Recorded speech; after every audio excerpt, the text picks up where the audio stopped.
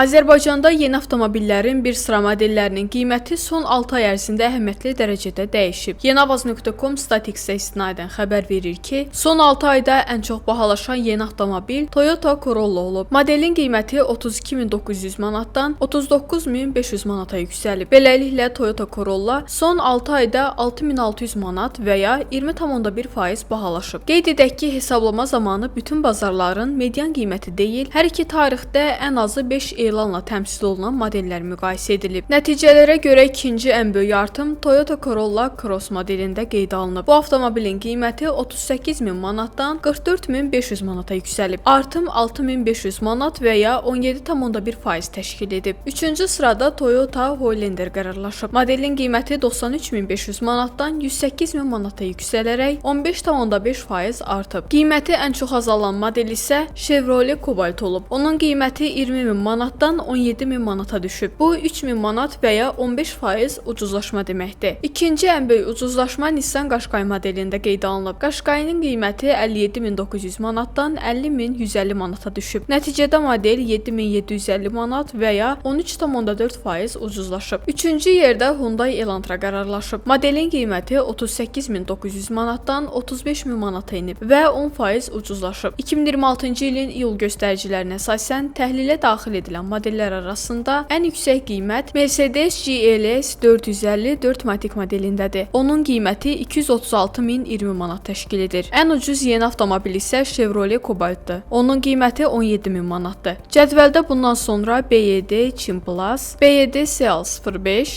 və Lada Niva kimi modellər gəlir. Təhlil göstərir ki, müqayisəyə daxil edilən 40 yeni avtomobil modelinin 22-sində qiymət artımı, 18-də isə qiymət azalması qeydə alınıb.